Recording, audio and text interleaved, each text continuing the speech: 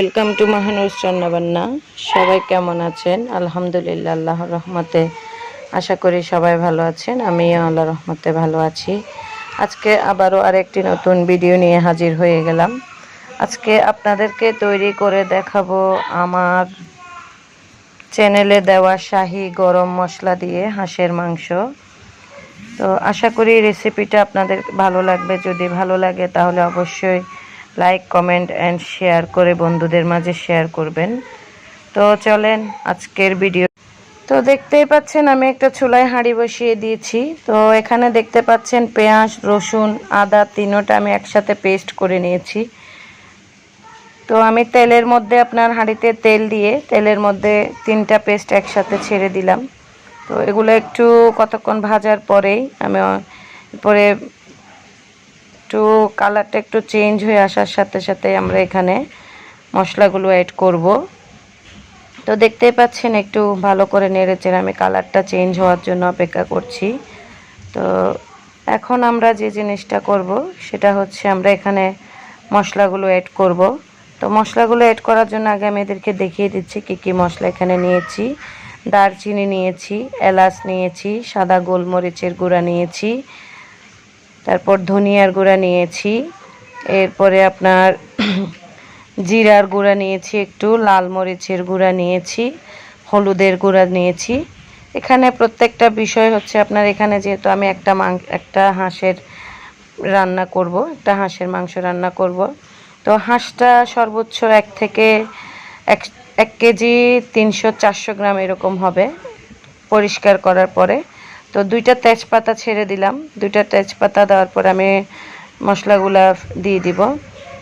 So এখানে যে জিনিসটা আসলে টিপস অ্যান্ড ট্রিক্সের কথা বলেছি,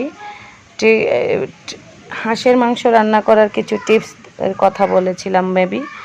তো আমি এখানে আপনাদেরকে একটা জিনিস দেখাবো, সেটা হচ্ছে যে আমি শাহি গরম মশলা দিয়ে কিন্তু হাঁসটা রান্না করব। এরপরে একটা টিপস, সেটা হচ্ছে এখানে আমি পাঁচফোড়নের গুঁড়া অ্যাড করব। এই যেটা আমি ভুলে গোলমরিচের গুঁড়া বলেছি, আসলে এটা হচ্ছে পাঁচফোড়ন গুঁড়া। তো পাঁচফোড়নের গুঁড়াটা আমরা এখন অ্যাড করব না, এটা একদম রান্নার শেষে অ্যাড করব। তো আমরা এটাকে এখন এক সাইডে রেখে দিব। সব মশলাকে এখন ভালো করে কষিয়ে নিব। খুব ভালো করে কষাতে হবে যাতে মশলার কোনো গন্ধ না থাকে। তো দেখতেই পাচ্ছেন মোটামুটি আমার একটু মশলাটা যখন হয়ে গেছে তখন আমরা এখানে 1/2 কাপ পরিমাণ জল অ্যাড করেছি, যেটা দিয়ে আমরা মশলাটাকে খুব ভালো করে কষিয়ে নিব। তেল ওঠা পর্যন্ত কষাতে হবে, যেহেতু এটা মশলাটার গন্ধ না থাকে সেই জন্য। তো দেখতেই পাচ্ছেন আমার মশলাটা মোটামুটি তেল উঠে আসবে এরকম একটা অবস্থা। তো আমরা সেই পর্যন্ত একটু নাড়াচাড়া করব এবং ওয়েট করব। তো আমি এখানে কিছু টমেটো পিউরি অ্যাড করছি, 2 টেবিল চামচ টমেটো পিউরি অ্যাড করলাম। এরপরে অ্যাড করব কাঁচামরিচের বাটা। হাঁসের মাংসের মধ্যে যদি ঝাল না হয় সে হাঁসের মাংস খেতে আসলে ভালো লাগে না।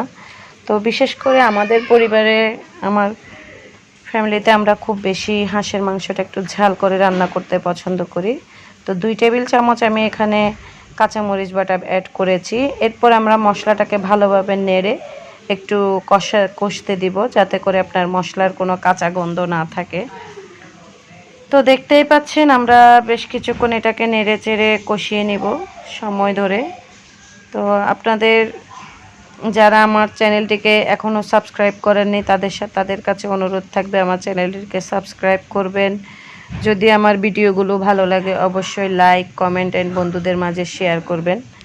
একটা জিনিস কি আপনাদের কাছে আমার অনুরোধ থাকবে, সেটা হচ্ছে আসলে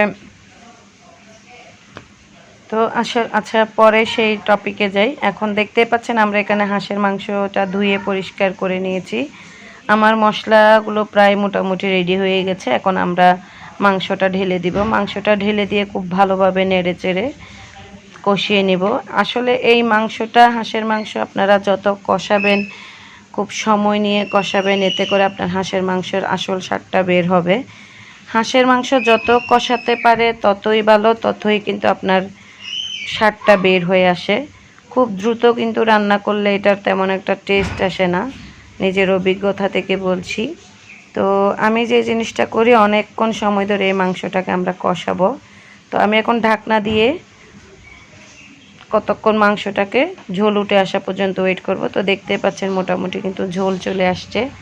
এখন আমরা যে জিনিসটা করব সেটা হচ্ছে শাহি গরম মশলা অ্যাড করব, যেটা আমার চ্যানেলে দেওয়া আছে, আমি ডেসক্রিপশন বক্সে দিয়ে দিব, আপনারা দেখে নিতে পারেন। তো দেখতেই পাচ্ছেন আমি এখানে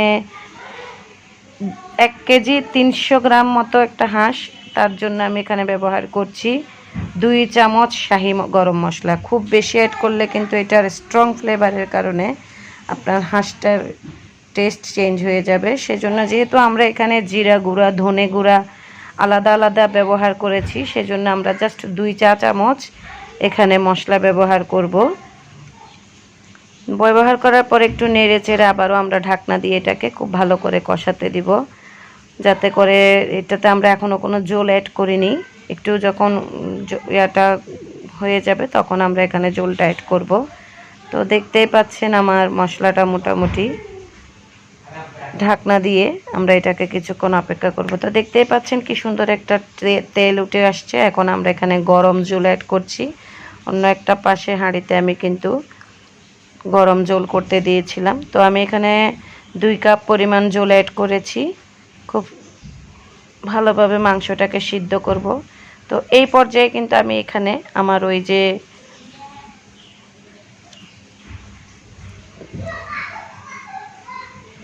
তো দেখতে পাচ্ছেন না, কিন্তু আমরা এখানে নামানোর আগে করে কিন্তু আমি ওই যে আপনার বলেছিলাম যে আমরা